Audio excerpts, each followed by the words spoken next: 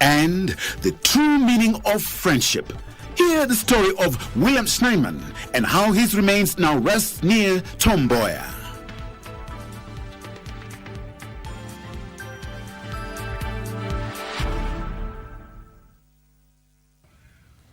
We're glad you've made this channel your choice for news this evening. Our sign language interpreter is Byron Abuli.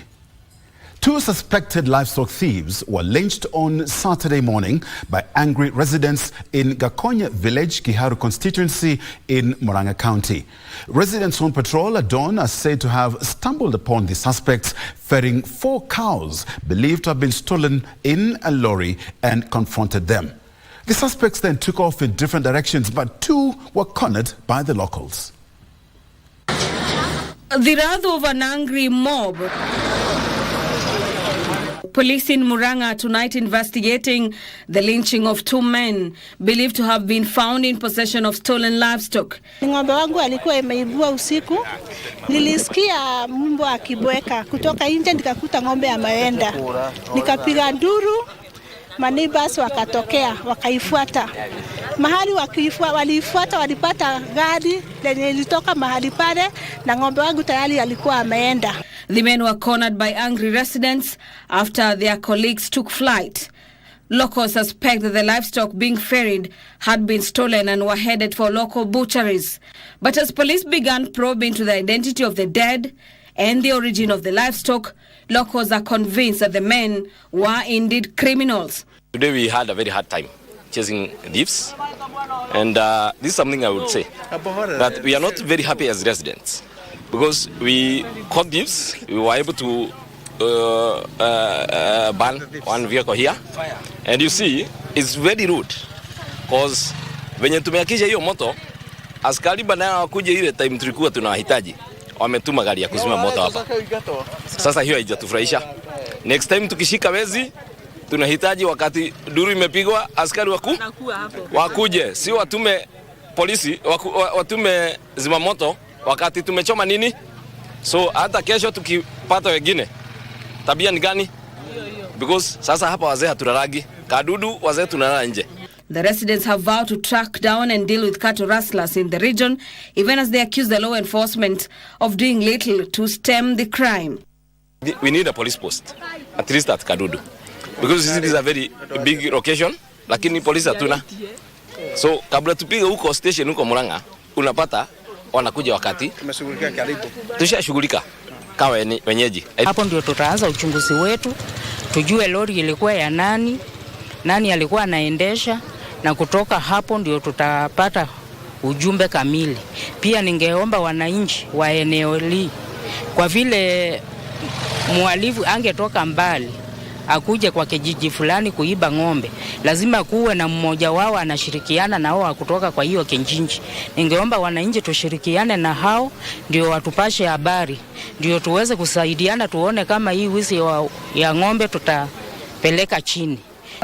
For Legends Edition, I'm Gladys Mungai. The Kenya Union of Special Needs Education Teachers is pushing for a repeal of the law that requires persons with disabilities to renew their certificates every 3 years. The union says renewing of the certificates every 3 years is just too hectic and meaningless for people with disabilities, since some forms of disability are irrevocable. Addressing journalists at his Narok office on Saturday, the Kenya Union of Special Needs Education Teachers Secretary General James Torome called on members of parliament to come to the aid of persons with disability. Then failure for the members of parliament to table a bill in the parliament to repeal the KRA Act. We have no option. We are going to take a private motion in parliament so that other members of parliament can assist, because this one is now a tsunami. Torome says the challenges people with disabilities go through in renewing the documents are numerous. The challenges which they face when they are trying to acquire this certificate are so difficult. You have to go to the hospital near where you come from. Then you have to wait to be invited in Westland, where the National Council for Persons with Disability offices are located. Torome argued that some forms of disabilities are irrevocable, questioning the logic behind the registration. The bigger question which is ringing around our minds, there are disabilities which are irrevocable. If you take these people in circle after every 3 years to go to see a doctor for make a recommendation, for them to be issued again with a certificate for them to be exempted from the paying tax, we are saying you are not giving justice to where it belongs. Tilio Marco for Legends Edition. Azimio la Umoja One Kenya coalition leader Raila Odinga has threatened to call for the return of mass action in January next year over the high cost of living. The former premier, who spoke in Bondo, Siaya County, has insisted that the Kenya Kwanza government should repeal the Finance Act 2023, which he has blamed for the high cost of living. Opposition leader Raila Odinga has threatened to call for street protests to mount pressure to the government to abandon the Finance Act 2023, which he says has led to the high cost of living. Tunasema mwaka mpya hii sheria ya kodi mpaka itolewe, ile finance bill mpaka itolewe. Asipotoa hiyo finance bill tutarudi kwenye uwanja. Bei ya bidhaa zimeenda juu. Kwa hivyo sisi tunamwambia wale wako Nairobi ya kwamba ile finance bill imetolewa na bei za bidhaa zimekuja chini. Speaking during an annual boat race in Bondo, Siaya County, the former premier said Kenyans can no longer bear the brunt of the high prices of basic commodities. Sisi wenyewe tulisema gharama maisha ilikuwa ni juu, tukaambia serikali wasiongeze ushuru, wakazidi kuongeza ushuru, na hiyo ndio imeleta hasara kubwa kwa Wakenya. Elsewhere in Migori County, Governor Ochilo Ayako and his Kisii counterpart Simba Arati want the law amended to create additional counties as contained in the BBI, saying the move could address inequalities in the distribution of resources. We tell the president that the entire Migori has qualified to be 2 counties. Hiyo tulitembea pamoja na Mheshimiwa Kitayama Maisori, tukatembea na Mheshimiwa Denita Gati na Mheshimiwa Mathias Robi, tukaweka petition pale kwa BBI. There has been an agitation by a section of the citizenry which has alleged marginalization at the hands of their neighbors. We tell the president that the entire Migori has qualified to be 2 counties. Hiyo tulitembea pamoja na Mheshimiwa Kitayama Maisori, tukatembea na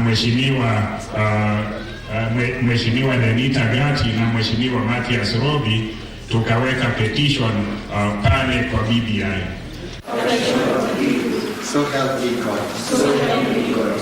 In Nyandarua County, leaders and the youth have vowed to join hands with Deputy President Rigathi Gachagua to fight against illicit brews. And therefore, I'm calling upon all the governors in this region to embrace this youth and ensure that they employ them because they have the capacity. On issues of fighting the drug abuse, especially fronted by an able Deputy President Rigathi Gachagua, fighting illicit drugs from the region. And we are also joining in the advocacy of, like the President has been on the forefront on the issues of the climate change.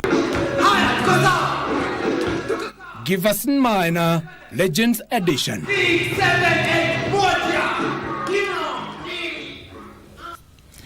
A somber mood has engulfed Kabosha village in Kabete constituency after a mother and her 3 children perished in a fire that razed their house last evening.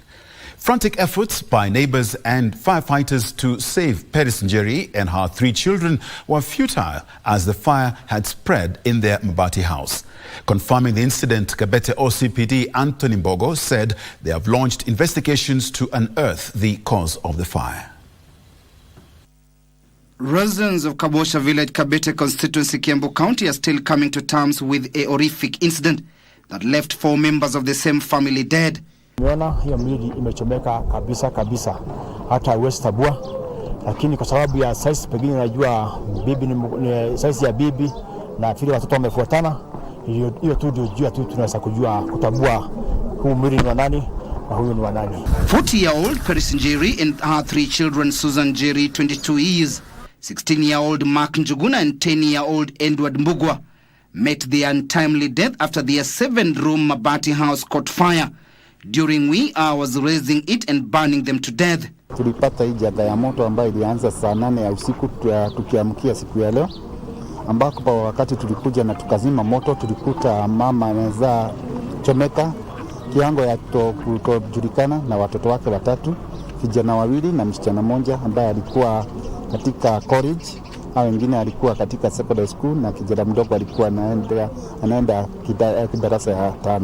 Speaking after the incident, the villagers said the firefighters arrived at the scene when it was too late and could not salvage anything. Wazima moto walijihidi na wakaja magari 2, lakini walikuta already raia wamefanya kazi na nyumba ilikuwa imebomoka. The family and area residents are now calling on the security apparatus to move with speed to determine the cause of the fire. In the meantime, Kabete OCPD Anthony Mbogo has urged residents to be patient to give the police ample time to conduct their investigations. Timothy Kipnosu for Legends Edition. Well, it's time for me to just take a look at this. You must have been wondering what it is. Let me tell you. The Kenya Broadcasting Corporation was on Friday evening crowned the Media Station of the Year at a gala organized by the FEMA, that is the Fresh Entries Musical Awards, where KBC was honored for its people-centered programming and balanced news reporting, and for providing a platform for up-and-coming music talents. KBC and Y254 presenter and producer Stephanie Ayeta was also crowned the Media Personality of the Year. Station of the Year FEMA Awards 2023 is KBC. It was a big night for the national broadcaster. At the 2023 FEMA Awards Gala, KBC scooped the Media Station of the Year award, staving off stiff competition for the coveted prize. Also awarded on Friday night was KBC and Y254 presenter and producer Stephanie Ayeta, who scooped the Media Personality of the Year award. The winner is Stephanie Ayeta.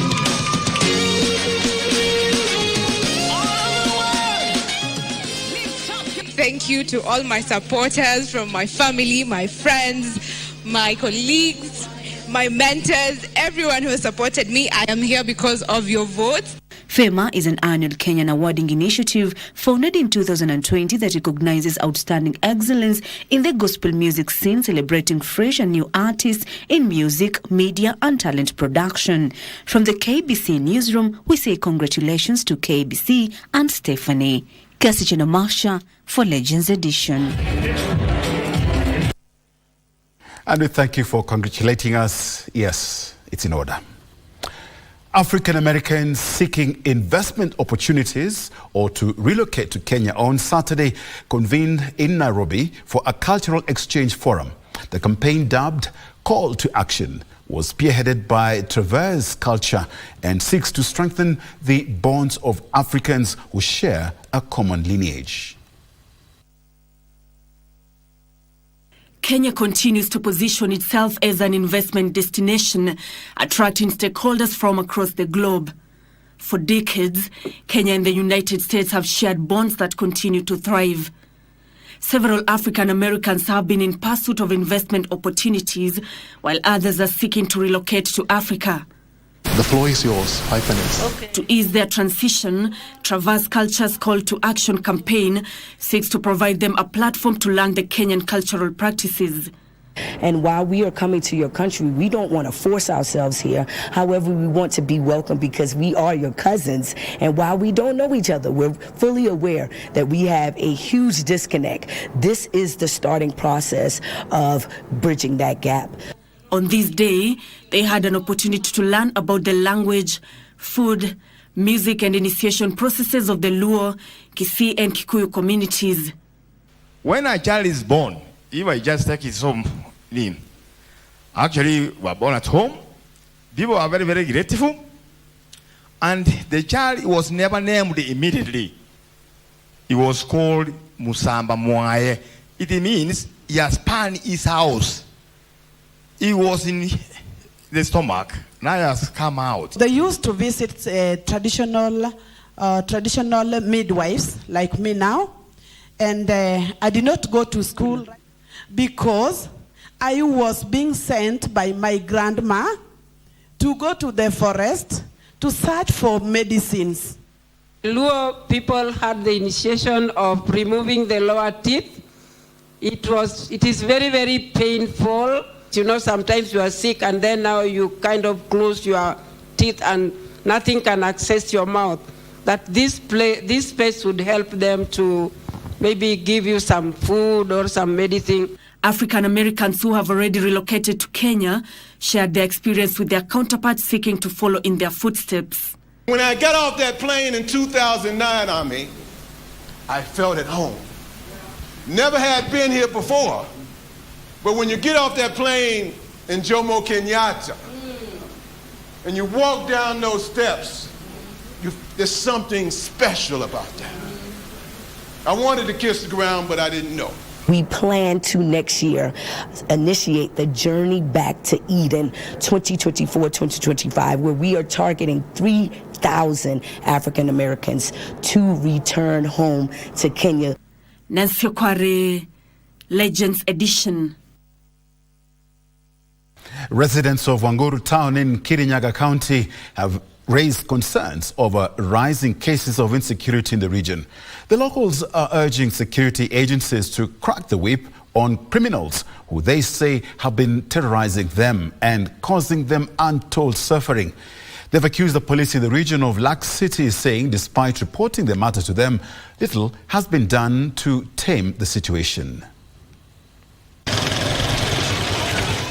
From Kirinyaga County, Chumba painfully narrates how thieves recently broke into his home, sprayed his house through the window with a chemical that drove his entire family to sleep. The next morning, they woke up to find thieves had made away with all his house items. Ile technique wanatumia, kuna hizi nyumba siko na, unajua kuna nyumba iko na ventilation. Wanakunja sijui ni nini wanaweka ndani. Mnafuliziwa ndawa. Baada ya kufuliziwa ndawa hamjisikii tena. Wanatumia master key, wanafungua hiyo nyumba yenu. Wanabemba kila kitu na wanabemba by the way pole pole kama nyinyi mmerala. Asubuhi mnapata hakuna kitu. The daring gang, which is made up of mostly young men, residents says also accosts people on the streets and snatches any valuable, especially phones. Hii eneo yetu imekuwa na wizi sana kwa sababu ni watu wengi ambao wamepoteza simu zao. Pia kuna wakora wenye wanavunja duka usiku. Hata huyu mwenye kututrakia simu kuna wakati walijaribu kufuja duka lake. Kwa hivyo security haiko mzuri katika hii mtaa wetu, inahitaji kuangaliliwa. Despite reporting these insecurity cases to Wanguru police station, they say police have been slow to act. Security ya mwa iko chini. Tunaomba serikali iingilie kati.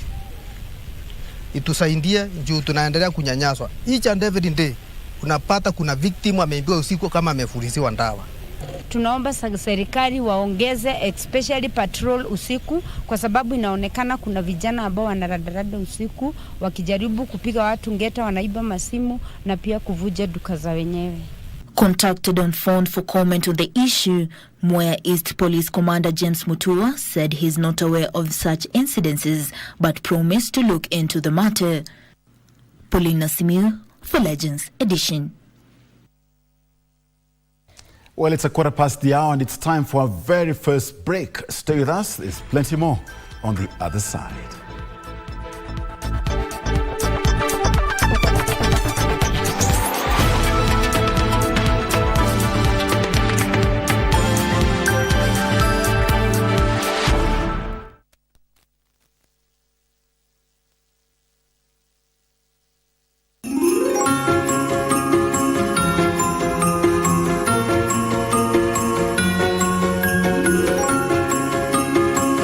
Unangoja nini? Namna ya kucheza Lucky Game sasa imerahisishwa. Dial *570# na 31st of December magari haya mawili na mtangaza mshindi. Ni rahisi. *570 hash.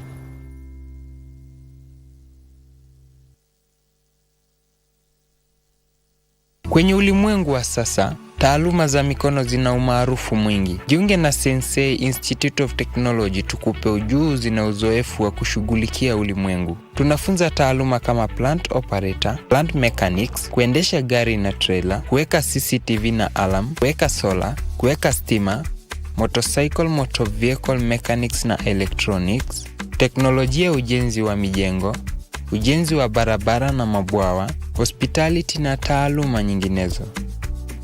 Kujiunga nasi, beba kitambulisho chako na utembelee tawi letu lolote. Sensei College. My skills, my future.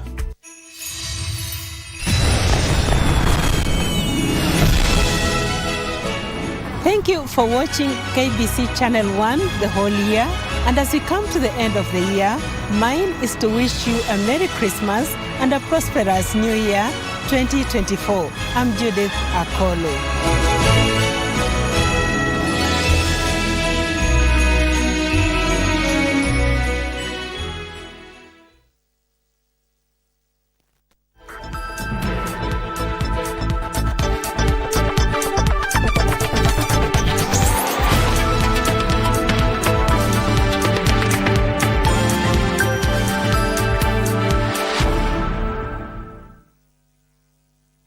Welcome back. A 19-year-old Kenyan girl is appealing for financial help from well-wishers to assist her in raising 6 million shillings to undergo a third kidney transplant. Fiona Wanjiko, accompanied by her father, has been stranded in India since March 2022, hoping that she will undergo the life-saving kidney transplant. Our reporter Ann Mburu with the details. Fiona Wanjiku was diagnosed with kidney disease when she was only 6 years old. On her 7th birthday, in 2011, her father Walter Kabete donated his kidney, which later developed complications after 7 years and had to be removed and a second transplant done. I was her first donor, December 2011, just days after her 7th birthday. Her second transplant was in February 2020. My mom passed on in 2019. She got overwhelmed due to my condition. I have a brother back home who lives with my aunts and uncles. Fiona's body has rejected a second kidney and is now at crossroads. She has a donor but has no funds to cater for the surgery. I missed my operation due to lack of funds. Please, I'm appealing and begging to help me finish up my treatments and processes so that I can go back home soon. Together with her father, they say they need all the help they can get. She's undergoing now preparation for her third kidney transplant, but we are stuck with finances, humbly appealing for any possible support. Jane Githere, a friend of the family, disclosed that the situation forced the father to resign from his job years ago to cater to his daughter's needs. The church has played a big part in looking for funds, but the church is already exhausted because of the economy, and that is why we are reaching out to any well-wisher to help this family for Fiona to get a kidney on 8th of January 2024. Donations can be sent through paybill numbers 22211, account number 1913797.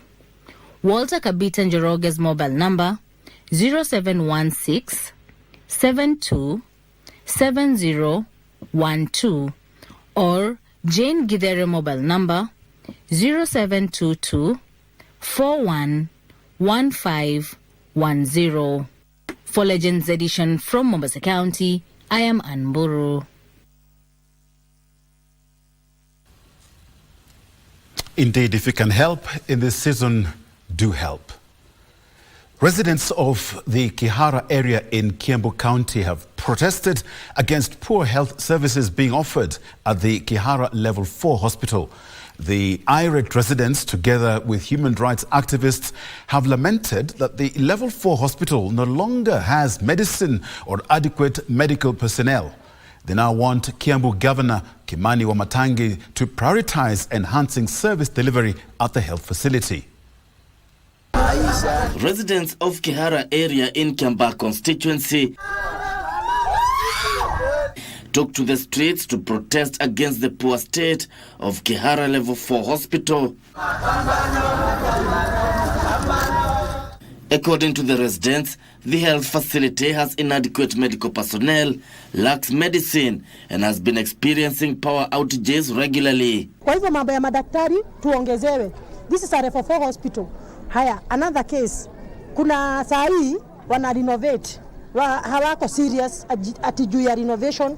Wagonjwa wanakuja, wengine wanaambiwa waende Kiambu na mama anataka kujifungua. For real, mama atatokaje hapa na uchungu hadi Kiambu. Kwa hivyo hapo hata kama wana renovate, watu angalilie. Nilikuja hapa nikileta mgonjwa wangu. Akaambiwa hakuna kitu ya kwanza, hakuna stima. Kitu kingine hata ukipewa mandawa unaambiwa ununue.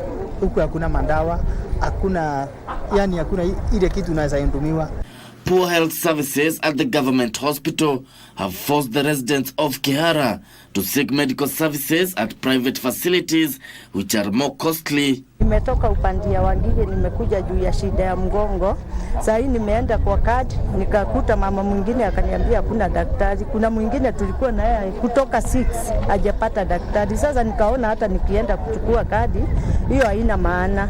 Juu sasa hii niko na maumivu, hata ninataka niende nitafute hosi huko private nitengenezewe huko. And the women and girls of Kihara, the women and girls of Kiambu cannot wait any longer for the renovation to end, for the transformer to be brought back. They now want Kiambu Governor Kimani Wamatangi to prioritize enhancing service delivery at the health facility. Gishok Washira, Legends Edition. Over 1,000 street children in Nairobi have celebrated the end of year in style, thanks to I Street Charity, the event that was organized in partnership with other non-governmental organizations and held at Kiboro primary school, so the street families not just enjoy various delicacies, but also given free medical checkup. The organization pledged to continue with its rehabilitation program that includes helping street children acquire skills that ensures they can be self-reliant. These three children drawn from Mathare, Isli, Mlango Kubwa and Mukuru came together to end their year in style, and for a while their everyday street struggles looked forgotten, albeit for a day.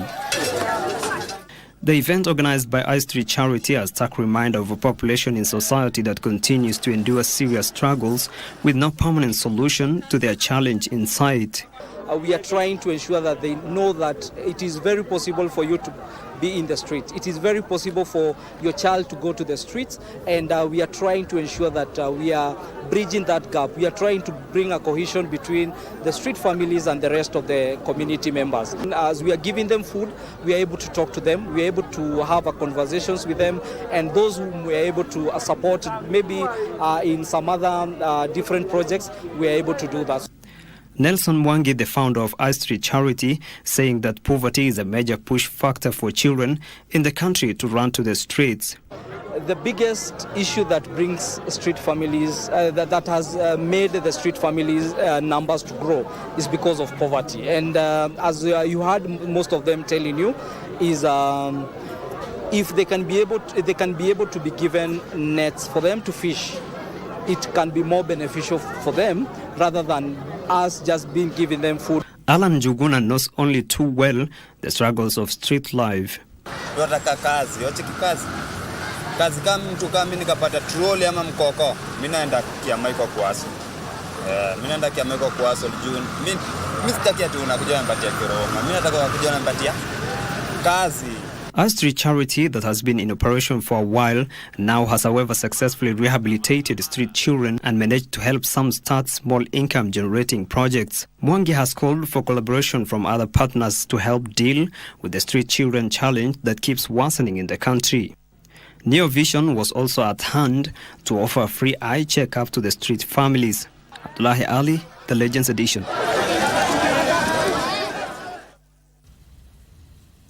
Would any of your friends want to be buried by your side? Well, William Scheinman shocked the world by declaring that upon his death, he should be buried alongside his friend, the late Tom Mboya. Regina Manyara brings us the tale of friendship in life, death, and what we hope is in the afterlife.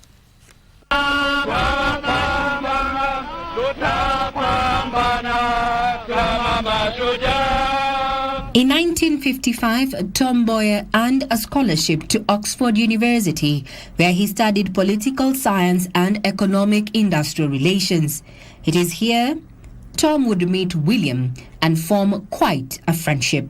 It's even documented that William would play a key role in enabling Tom visit the US for the first time in 1956, having completed his education at Oxford. Now, as Tom initiated this grand project, the airlift, through the African American Students Foundation, William now became the chairman who led in soliciting funds and scholarships. Historians credit Tom Mboya for initiating projects and programs like the African American Students Foundation that enabled bright students from less fortunate backgrounds to get scholarship to study in the United States. So along the way, they'll do more projects. After Kenya attained independence in 1963, Mboya was appointed Minister of Justice and Constitutional Affairs, and he actively participated in drafting the Constitution. However, his rise to power propelled him to high-stakes succession politics in Jomo Kenyatta's government. And on Saturday, July 5th, 1969, Nahashon Isaac Njenga shot Tom Mboya thrice at close range and killed him along Moi Avenue, the then known as Government Road. So Tom had to be buried as quickly as possible following the protest, chaos and demonstrations that followed against his assassination. And it only took 6 days to have Tom's remains driven to Rusinga Highland. This is the Ndiege family homestead.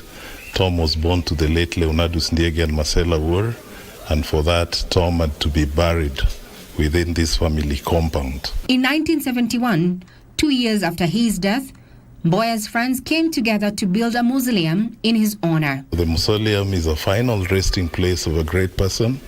It's where the remains are preserved as well as the history of the late Tom Mboya. The iconic mausoleum is designed in the shape of a bullet, which was what killed Mboya. According to curators, the door is designed as a coffin with a cross symbolizing that he was a devout Catholic. So right within the mausoleum hall are a few of Tom's collections in terms of mementos, awards, honors. Even today, you'll have a chance to have a look at the briefcase, which remains as the starkest reminder of Tom's assassination. Maybe a keen look could reveal some faint traces of blood stains on it, among other collections. The Tom Mboya Mausoleum is among tourist attractions in Rusinga Island, where the old and the young troop to honor the fallen son of Mbita. So in Tom, we see a sense of unity. Apart from being a brilliant politician, we see the sense of unity in that Tom is a man who stood for one Kenya, one people. You also remember that by the time Tom started his politics, he rose very fast to become a nationalist, who later became a Pan-Africanist. And by the time of Tom's death, Tom had already become an internationalist. So we also see Tom as one of the key sober figures who rose to become beyond that. But the mausoleum plays this role in the fact that today it remains a heritage. And not far from his tombstone lies William Scheinman's grave. And William would rather amaze the world when he chose to write a will to the effect that in death, his remains be cremated so that part of his ashes or cremated remains would be flown to Kenya, buried wherever Tom would be buried. And it came to pass. So the idea was to be buried side by side as friends. So maybe they might have decided to have been friends in death as well. Defying societal norms, the two friends lie side by side on the family gravesite. 1992, when the family lost Tom's follower brother, Alphonse Okuku, was equally prominent, the family decided now to do away with the traditions, in that the family chose to have a central site in which our kin would be buried. The inscription on Tom Mboya's tombstone begins, "Go and fight like this man." He had a friend who stood by him in life and in death lay beside him. Here lies Tom Mboya, and there lies William Scheinman. We want to believe that they were not only friends during life, but also in their afterlife. I'm Regina Manyara reporting for KBC Channel 1 from Rusinga Island at the Tom Mboya Mausoleum. Very profound history from Regina there. Time now for a second break, and we invite you to still stay with us.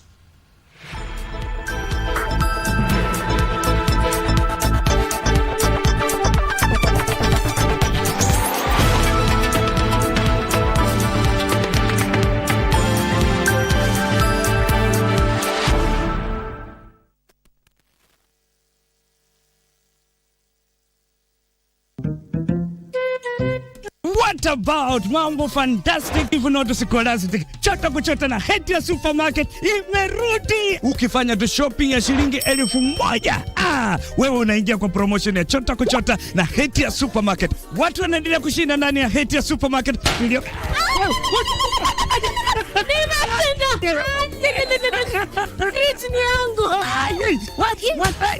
Mwana tata kitoko. Wewe na umeshinda nini? Karibu ndani ya heti ya supermarket uweze kuchota kwa wingi kabisa. Watu huko wanasema nini? Nakwambia kwamba chota kuchota. Unangoja nini? Magari 7 za kushindaniwa, TV, fridge, microwave, shopping vouchers, school fees vouchers, instant prizes na zawadi zingine kemkem. Chota kuchota imethaminiwa na Hetias, Oven Fresh Bakery, Gigabyte, Mount Kenya Milk, Clover's Food Products, Velvet, Magic Drink, Pwani Oil, Arenco, Fruit Juice, Masterchef, Toilex, Coolsip, Mika, Wash Ultra, Philos, Pristol, Nivea, My Choice, Ushindi, Fresh Fry, Arimis Jelly, Cabernet Water, Dettol, Ketepa, Meta, Glucose, Coca-Cola, Rosy Tissue, Big Giant, Elbins, Unilever, Fresh, Unga wa Dola, Blue Band na Pasta Star. Shindano la chota kuchota linaanza tarehe 1 Disemba hadi tarehe 10 Februari mwaka 2024. Hetias Supermarket, a world of choice. Unangoja nini? Namna ya kucheza Lucky Game sasa imerahisishwa. Dial *570# na 31st of December magari haya mawili na mtangaza mshindi. Ni rahisi. *570#.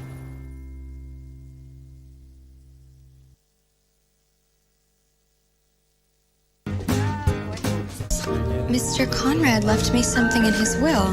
After he died? What did he leave? He left her $100,000 and left us something much more valuable than money. Or maybe she kept him from reaching out. The nurse. He drew up a brand new will. If we confront her with the papers too soon, she's going to shut down, and then we won't get the answers we need. He left us enough money to pay all of Scout's medical bills. $100,000. It's been so long since I've seen Scout having such a wonderful time, and now you're drawing a custom portrait of him with Santa? Ho, ho, ho! Merry Christmas! Toys in every store.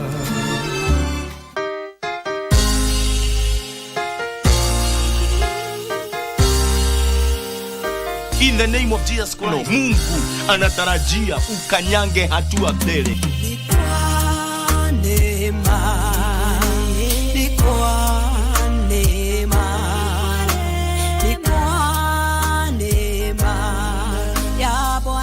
Wengine wametawaliwa na uchawi, wakati wao umefika.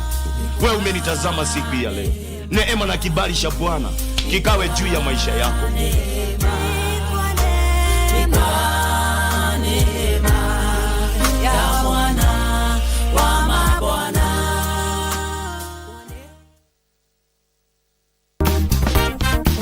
We embrace the new year. I know many questions are lingering in your mind about what is in store for you. All they discovered was the one thing that they are good at, the thing that they are passionate about. Yeah. And with that one thing, you can actually live off it. Yeah. And once you embrace that strength, now that's when anything that that you want to achieve, you will achieve.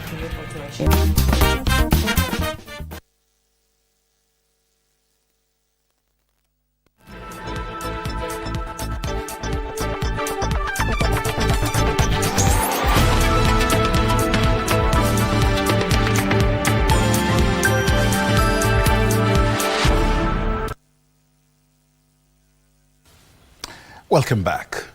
A section of members of Kenya Veterans for Peace in the Coast region has affirmed its commitment to fostering peace, security and development across the country in the upcoming year 2024. More on this and other stories in our County News Roundup. Led by Chairman Bishop Robert Mukua, the veterans have implemented youth empowerment programs for stability and prosperity in Kenya. They urge retired soldiers to avoid using their skills for personal interests that may cause harm. We should not use our skills, our training and expertise to destroy the nation that equipped us in destroying because of personal or collective goals. Meanwhile, Kitui County Government has pledged to construct 2 mega stadiums and construct at least a medium standard stadium in each of the 8 sub-counties as a way of boosting sports and nurturing talent across the county. So tulikuwa nataka tuwaokoe, wengine wasije wakaacha shule, wengine wasije wakakatizia ndoto zao za masomo. Elsewhere, a conservation group in the Dabaso ward of Kilifi County has embarked on an ambitious mangrove tree restoration program to conserve marine life. Japo watu wengi wetu huku jamii wamefahamu muhimu na hawai, lakini huko si wabaya. So iko na sasa kwa sababu ya kongamano kama hili ala ushirikiano, tunataka tumini ama tupunguze hiyo isiweko kabisa. In Kakamega County, lecturers from 3 public universities have held talks with youth and children in the Ikolomani constituency to enlighten them on career choices with a strong emphasis on the promotion of science and agricultural courses. Incorporate hiyo kwa hii program so that to advise so that wanaweza kuchukua zile course mzuri ambazo zinaweza kufanya hii nchi yetu ya Kenya to continue development. And Kiminyini MP Kaikai Bisau has urged the Ministry of Health to ensure health facilities are adequately equipped. We have devolution, we've got billions in Aledo County. Ukienda hospitali yetu hapa, I can tell you things are bad. That's why I want to urge Waziri Dr. Bokose and Alois. They say charity begins at home. Musikie kelele ya chura. Finally, the Speaker to the National Assembly, Moses Wetangula, has appealed to members of Parliament to ensure no student misses school due to lack of fees. Wetangula says the availability of the Constituency Development Fund should provide comfort to the millions of learners whose parents are unable to afford school fees. Naomba wale viongozi wetu mwenye mna uwezo ya kupeana bursaries kule bunge, pesa ya CDF ya kuzingatia bursaries imekuwa released sasa. John Junge for Legends Edition.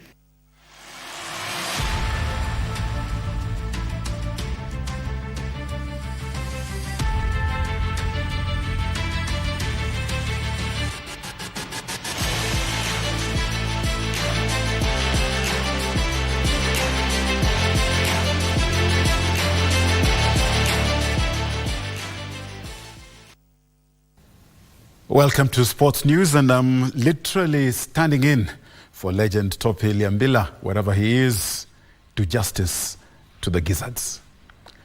Joseph Methu and Sasha Mongeli are the 2023 Kenya National Chess Champions.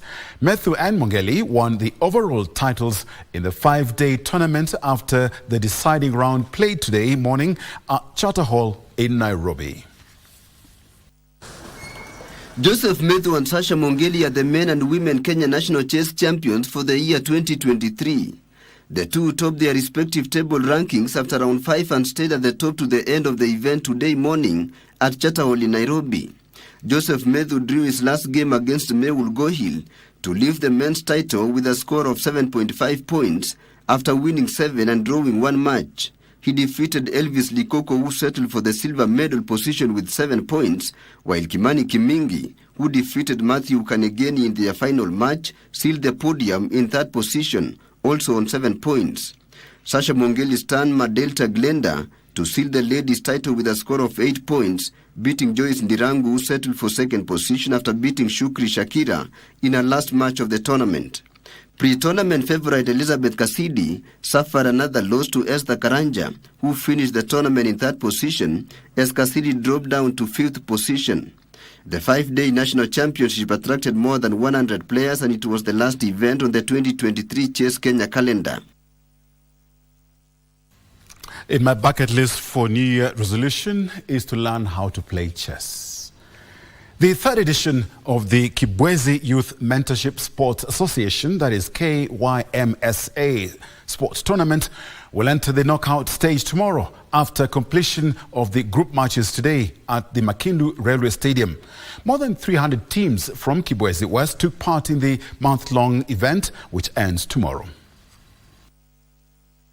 The third edition of the KIMSA Sports Tournament will end tomorrow at Makindu Railway Stadium. In some of the men's group stage matches, Baraka FC played to a 2-2 draw with Liberty FC before registering a commanding 4-0 win over Muangeni FC. Kisayani FC played to a 1-1 draw with Emali FC before losing 2-1 to Usimba FC in the second match. Viongozi katika Kenya yetu tuangalie jinsi ambapo tutapeleka vijana wetu. Sasa sports imekuwa ni biashara kubwa katika dunia. Tuangalie jinsi ambapo kama wabunge, kama serikali tutawekeza katika michezo, tutawekeza katika sanaa, ndio vijana wetu waweze kujimudu. In the ladies category, Kanyungu FC registered a 1-0 win over Usimba FC before losing 2-0 to Kalungu in their second encounter. Ngaka beat Kieni Stars 5-0 as Emali Starlets registered a 9-0 win over Kieni Starlets. Mashinani kuna matalent mingi na zinakufia hapa mashinani. Ikiwezekana kwa FKF kama County League, hizi league mashinani wanatuma scouts, wanaweza kuja kuangalia, at least pia vijana wanaweza onekana wakatolewa mashinani na kupelekwa kucheza kwenye national team. Tuko na watu wetu wengi, sports professionals ambao wamekuja katika volleyball, katika football, ndio tuweze kuangalia talanta zetu. Nia yetu kubwa ni kuweka vijana pamoja, ndio waweze kuwakuza kwa ajili ya kesho. Lakini sana zaidi ni kukuza talanta za watu wetu. Curtains will come down on the tournament tomorrow. Yes. It was a heart-breaking year for Shujaa, who were relegated from the World 7 Series for the first time in 20 years. But at least they managed to smile their way to the Paris Olympic Games in 2024.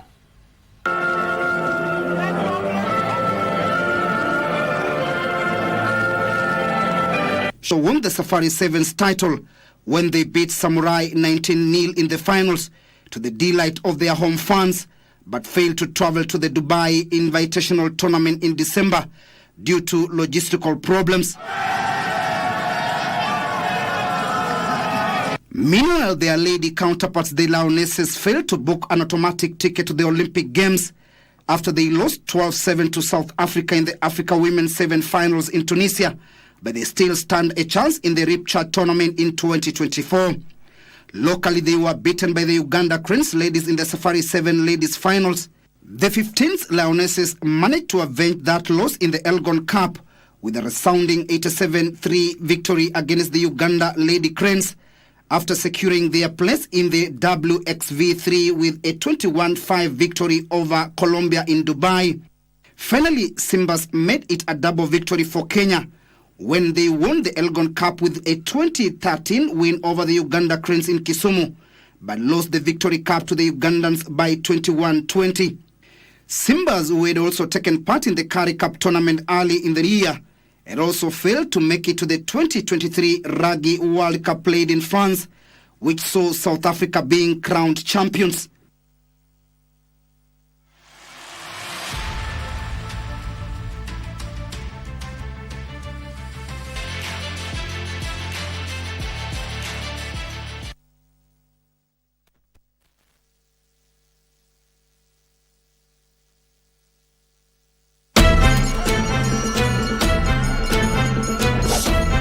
Get ready for the captivating return of the FKF Premier League, exclusively on KBC. Brace yourself for the thrill of football as 18 teams battle it out for glory. Every week, KBC brings you not one, but 2 heart-pounding matches, delivering the best football action right to your living room. The stakes are higher than ever. The league champion takes home a handsome prize of 5 million shillings and also earns the honor of representing Kenya in the prestigious CAF Champions League. Feel the adrenaline, experience the suspense, and join the roar of the crowd as we celebrate the return of Kenya's football legacy. The FKF Premier League, live and exclusive on KBC Channel 1 and KBC radio stations. Save the date, mark your calendars, and get ready for the ultimate football spectacle. Coming to you live only on KBC. KBC, your true sports partner.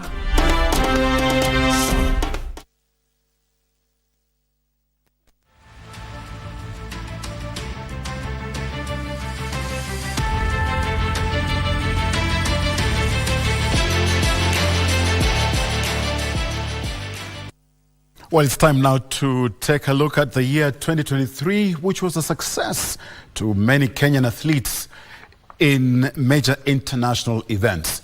Key highlights of this year's milestone being the Faith Kipyegon's shattering 3 world records in less than 2 months.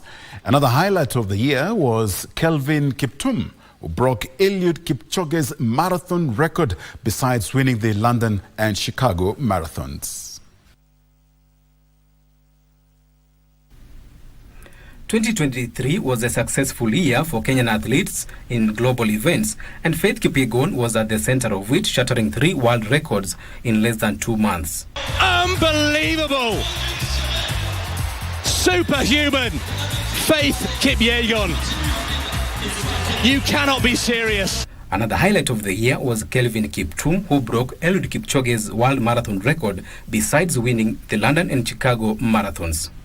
Kiptum summed it up by emerging the World Marathon Major Season winner. Athletics Kenya executive member and AK Nairobi branch chair Barnaba Koril says Kenya's performance globally was above expectations despite some disappointments. The world record from Kelvin Kiptum in the marathon, breaking Eliud Kipchoge's marathon record, that was also something that we could also be proud of. And finally, during the celebration of the Athlete of the Year, although it was a little bit watered down, however, out of 7, 4 were Kenyans.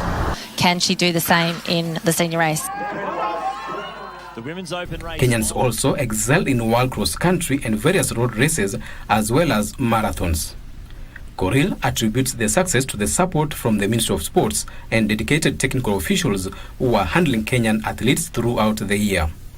Kenya also recorded tremendous achievement in the fight against doping and expanding youth camps, key in nurturing and developing young athletes.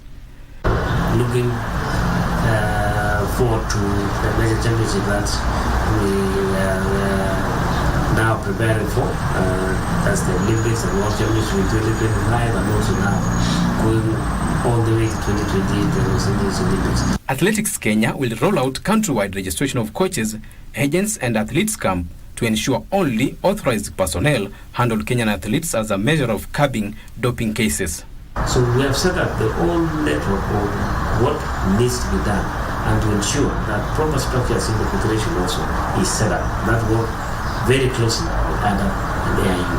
That way we will know practically at every level where the athletes is training, where they're going, and we will factor in the system that has been set up now, the database that is already been installed. We will actually monitor the athletes where they're going to go, where they're going to get the visas, so that nobody is getting surprised. And eventually, any athlete that will be traveling must have gone through some tests to confirm that they are clear and going to compete to protect the interest of the nation. The Deputy Chief de Mission for 2024 Paris Games is confident with Kenya sending a formidable team for the Games with the target of posting better results than the Tokyo 2020 Games.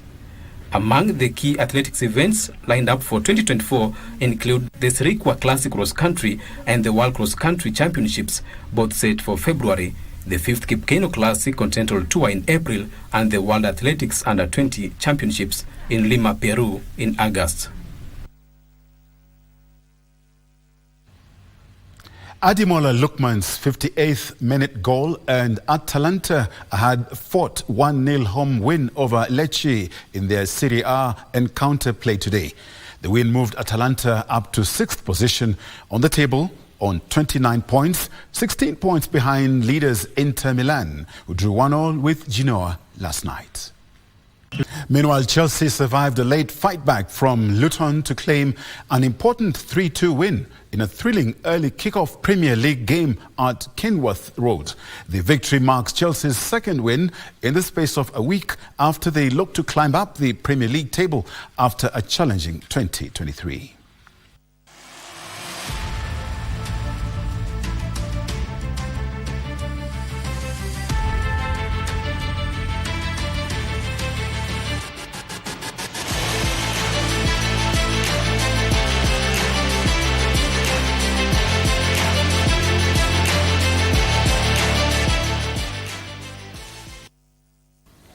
Well, it's time for me to move from this side to the other side as we look towards 2024. And of course, Topi owes me one, including the gizzards that it's supposed to bring. Well, there's a trophy here that I congratulate ourselves on behalf of the team for a job well done. And it's almost the year 2024, one day to go. And on behalf of the great team that has made this possible, and especially Baron Abuli, who was our sign language interpreter, I'm Edmund Mudibo saying, Asante sana, stay well, stay safe, be blessed.